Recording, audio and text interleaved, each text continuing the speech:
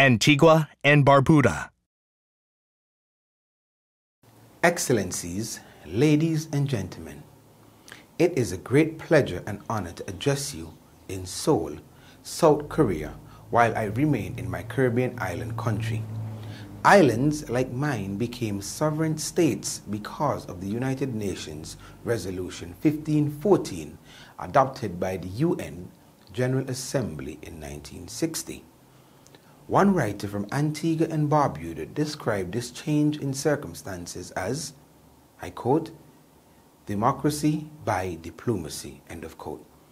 The decisions taken by the diplomats at the United Nations on the instructions of their governments brought freedom and sovereignty without bloodshed to countries that were, before the decision, places where democracy did not exist and colonialism dominated.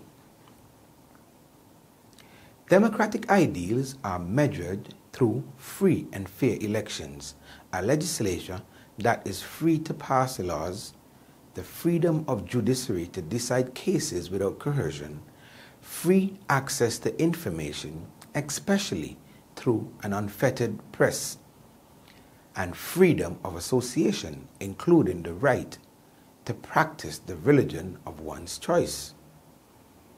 These are the most enduring standards utilized by Antigua and Barbuda to determine whether democracy controls.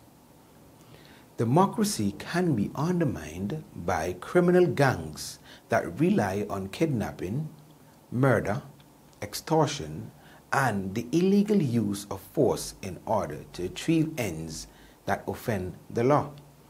The Republic of Haiti, the oldest sovereign state in my Caribbean, suffers from that malady as we speak. Criminals have undermined the rule of law and the authority of the state by arming themselves with military-grade weapons.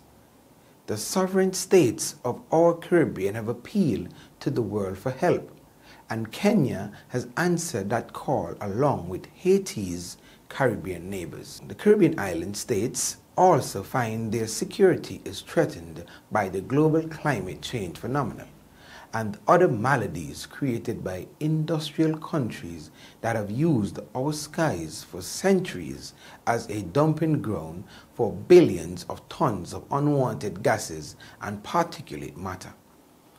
That behavior has endangered our island countries and low-lying coastal states in the Atlantic, the Pacific, the Indian Ocean, and elsewhere.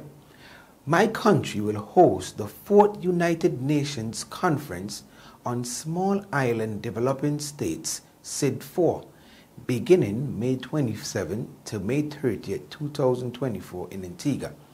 It is our expectation that several important outcomes will mark the success of the SID4 conference.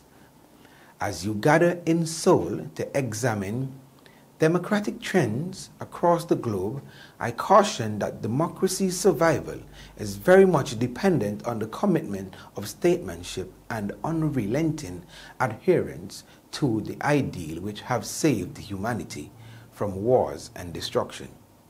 I wish the 3rd Summit on Democracy all the success and thank the government of South Korea for playing so important a role. Thank you.